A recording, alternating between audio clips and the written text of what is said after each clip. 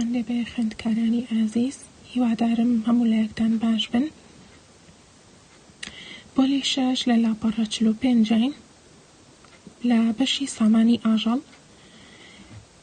سامانی ئاژەڵ وەکو هەمومان دەزانین سامانی ئاژەڵ بابەتێکی گرنگە لە ئابووری وڵاتدا، لە گەشەکردنی وڵاتدا و بە تایبەتی لە کوردستان سامانێکی گرنگە بۆ کوردستان، بۆ خەڵکی لادێکان، لەبەرەوەی خۆمان دەزانین خەڵکی لادێکان بە زۆری زیاتر گرنگی بە ئاژەڵ ئەیەن، ئەویش لەبەرەوەی چەند سوودێکی هەیە.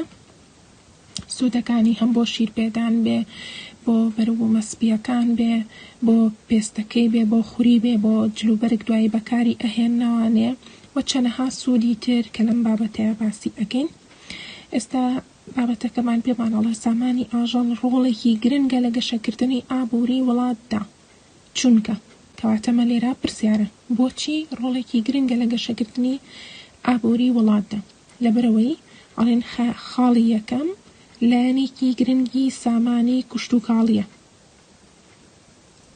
دووەم خۆراکی سەرەکی بۆ دانیشتوانی وڵات دابین دەکات، واتە خۆراکی سەرەکیە، واتە گۆشتەکەی بۆ خواردن بەکاردێت. خاڵی سێم دەبێتە سەرچاوەی کەرەستەی خاوی پیشەسازی وەکەوەی کە باسم کرد، پێستەکەی بێ، خوریەکەی بێ کە بەکاری هێننەوە دواتر بۆ جلوبەرگ. چالاکیەکیشمان هەیە لێرەیە، سامانی ئاژەڵ دەبێتە مای دابینکردنی چەندین جۆری خۆراک بۆ مرۆڤ، لەوانە گۆشت، بۆ شایی. سامانی ئاژەڵ وەکو وتمان گرنگێکی تایبەتی خۆی هەیە لە کوردستان و لە عێراق بەگشتی، لەبەر ئەوەی کە مەڕ و بزن بە تایبەتی و هەندێک بابەتەکانی تر کە دواتر باسی ئەکەین گرنگێکی خۆیان هەیە لە خاکی هەرێمی کوردستاندا دەتوانن بگونجن، لەبەر گونجاوی ئاو هەواکەی لە هەموو پارێزگاکان بەخێو دەکرێت.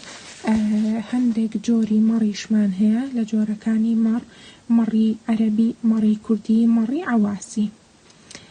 بزنیشمان هەیە بە شێوەیەکی سەرەکی لە هەرێمی کوردستان بزن بەخێو دەکرێت بە ڕێژەیەکی کەمتر لە ناوەڕاستی عێراق. لە جۆرەکانی بزن، بزنی ئاسیایی، بزنی مەرەزیمان هەیە. ئەوانە ژمارەیەک ئاژەڵدار و شوانکارن هاتوون بە شێوەی هەرەوەز مێگە لە مەڕی یەکێک لە ناسیاوەکانیان بە ئامێری برنگ کە کەلەخیشی پێدەگوترێت جۆبڕ بکەن. جۆبەر یان بڕینەوەی خوریمەڕ و مووی بزن لە وەرزی بەهاران پێش گەڕانەوەی ڕەوند و کۆچەرەکان بۆ کوێستانەکان ئەنجام دەدرێت. هاتینە هەرەوەز و نەکارە هەرەوەزە چەند هەرەوزی کەشەکرێت بلۆ مەڕ بڕینەوە. هەموو دۆست و بەرادەر و ئەوانی وینە ئەوەی بەکارێنن کەلەخە و ئەوەندەش بیانە برینگ مەڕ بۆیە دەبرنەوە دەبی هەموو ساڵێ جارێک بەهارێ ببڕێتەوە، لەبەرەوەی ناتوانانی ئەو مەڕە هاوچووی بکارە کوێستانی و بسۆرێ و وەزنی گران دەبیت. خوریمەڕ یەکێک لە بەرهەمە هەرە بە نرخەکانە کە وڵاتان لە دروستکردنی کوتاڵ و بواری ڕستن و چنین سوودی لێوەردەگرن، بەڵام لە باشووری کوردستان بایەخی پێنەدراوە و ئەمەش مەڕدارەکانی نیگەران کردووە.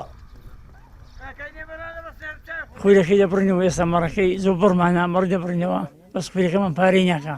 حکوومەت هیچ بایەخێک بە جوتیار و مەڕداری و ئاژەڵداری نادا. ئێمە ساڵانە خویلە وەکو مەڕداران خویلەکی زۆر باش بەرهەم دێنین، بەس حکوومەت هیچ بایەخیش پێ نادا و هیچ گرنگیش پێ نادا. پێنج خویلی بە 1000 دیناری دەیفرۆشین، ئەو زار بە تۆپزش نای بەکابرا. ئێمە کاگەیەکمان نییە بەرەم ڕستنین و چنیمی بڵێن کوولەکەی بەرهەم بینیت، نە سەرمادارێکی وەش فکرەوەی کردەوە کارگەیشی میتە کوردستان ئەو خولی لەمە وەربگریت.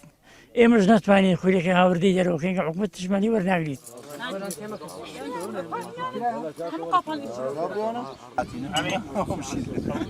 خوری و مووی مەڕ و بزن یەکێک لە بەرهەمە ناوازەکانی کوردەواریە و لە دێر زەمانەوە بۆ پێداویستەکانی ژیان بەکارهاتوون، بەڵام ئێستا وەک ڕەوەندەکان باسی لێوە دەکەن یان بە نرخێکی هەرزان دەیفرۆشن یان بەوەی ساغ نەبوونەوەی لە بازاڕدا بە ناچاری فڕێ دەدەن.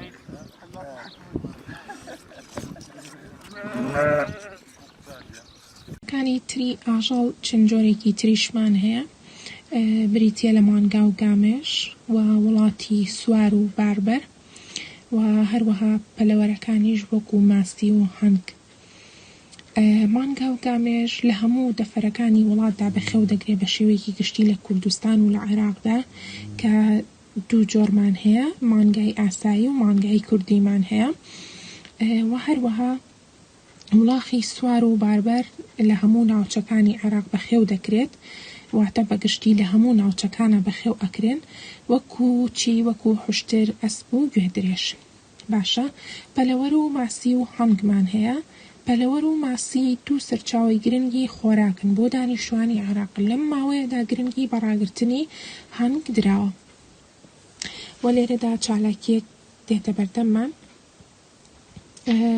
لە خانە بەتاڵەکانی بەرامبەر ناوی ئاژەڵەکە سوودەکانی بنووسە، ناوی ئاژەڵەکانن و هەروەها سوودەکانی. مەڕ بزین بۆچی بەکارێ، ئێوەی خوێندکاران ئەتوانن خشتەکەمان بۆ پڕبکەنەوە. بزن، مانگا، ماسی، مریشک. سەرباری ئەوەی کە ئێمە گرنگی بە بەرهەمە ئاژەڵیەکان بین، چەند گرفتێک دێتە ڕێمان بۆ ئەوەی کە بتوانین گرفتە ئاژەڵیەکان چارەسەر بکەین. ئەبێ لە پێشا گرفتەکان بدۆزینەوە، اینجا بتوانین چارەسەرێکی تەواوی بۆ بدۆزینەوە. گرفتەکانی بەخێوکردنی ئاژەڵ لە عێراقدا. خاڵی یەکەم، نەشارەزایی دەربارەی بایەخی سامانی ئاژەڵ. نەشارەزایی واتە چی؟ واتە شارەزا نین لەوەی کە چۆن بتوانین بە شێوەیەکی تەندروست گرنگی بە ئاژەڵەکانمان بین لە ڕووی تەندروستیانەوە، واتە لە ڕووی نەخۆشییانەوە، لە ڕووی خۆراکیانەوە، لە ڕووی ئەو ئالیک و پێداویستیانی کە ئەی خۆن، لە ڕووی هەر شتێکی ترەوە کە گرنگ بێ بۆ تەندروستیان. دووەم، کەمی ئالیک و خراپی جۆرەکەی، واتە ئەو ئالیکەی کە لە کوردستان و لە عێراق هەیە ڕێژەیەکی کەمە و خراپە جۆرەکەی، واتە بە ڕێژەیەکی باش تەندروست نییە و باش بێت.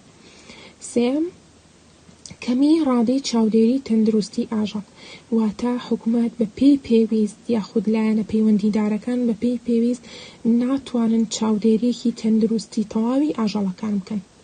چوارەم، ناهاوتایی لە ڕێژەی گەشەسەندنی سامانی ئاژەڵ و ژمارەی دانیشتوان، واتە بە ڕێژەی سامانی ئاژەڵ کەمترە لە ژماری دانیشتوان. خۆشمان دەزانین کاتێک ژماری دانیشتوان زۆر بێ، پێداویستەکان و داواکردنی مرۆڤەکان زیاتر و زیاترە بێ لەسەر بەروبوومە ئاژەڵیەکە.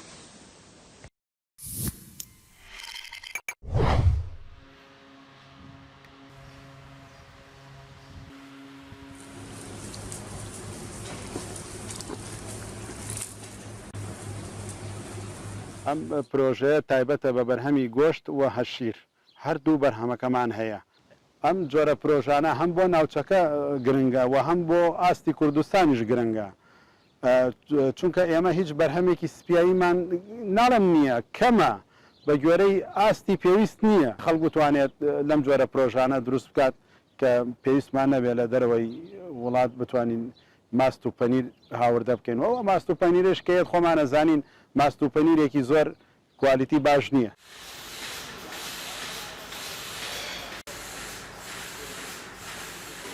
پێش وەخت شۆرینی گوانەکان دەست پێەکە یەکەم جار بە ئاوی شلەتێن کە گوانەکان شۆران، دوای ئەوە تاقیمێکی لێ ئەدرێ، دوای ئەوە بە دەسڕی کلێنس وشک ئەکرێتەوە، دوای ئەوە جیهازەکەی لێ ئەدرێ، کە دوای ئەوە جیهازەکەیشی لێدرا بۆ کە جیهازەکەی لێکرایە و دووبارە تاقیمەکرێتەوە چنەوە شوێنی خۆیان مانگاکان. کۆمانەیەکی ئێرانی هاتوون جیازی دۆشینی ئۆتۆماتیکیان بۆ داناوین.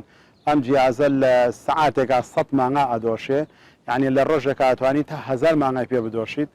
ئۆتۆماتیکە ئەدۆشرێت بە ڕێکوپێکی ئەچێتە ناو خەزیێنەی ساردکەرەوەەوە، شیرەکە زۆر پاک و تەمیز و بە ساردیەکاتەوە پلەی ئەهێنێتە سەر دوو لێرەوە کە ئێمە بە تەنکەر باریەکەین بۆ سلێمانی بۆ هەولێری بەری هیچ مشکلێکی بۆ دروست نابێ.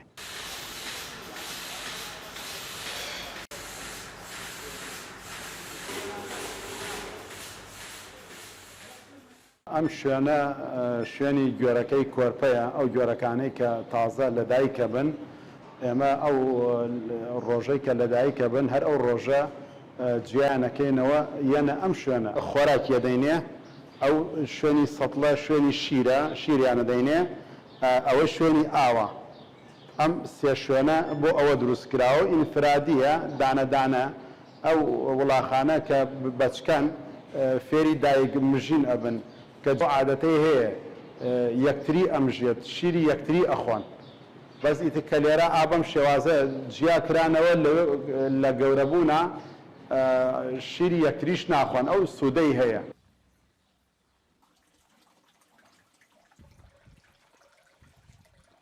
ڕۆژانە ئێمە 2 تەن شیرمان هەیە ئەگەر حکوومەت هاوکارم بێت بەڕاستی ڕۆژی ئەتوانین 5 تەن شیر بەرهەم بێن. ئەم گاودارەیە کە من دروستم کردو شێوازێکی پێشکەوتوانەیە تەنها جیازە بە پاک و تەمیزی دۆشە و نقلەکرێتە ساردکەرەوە هەموو مانگای سیمیتاڵن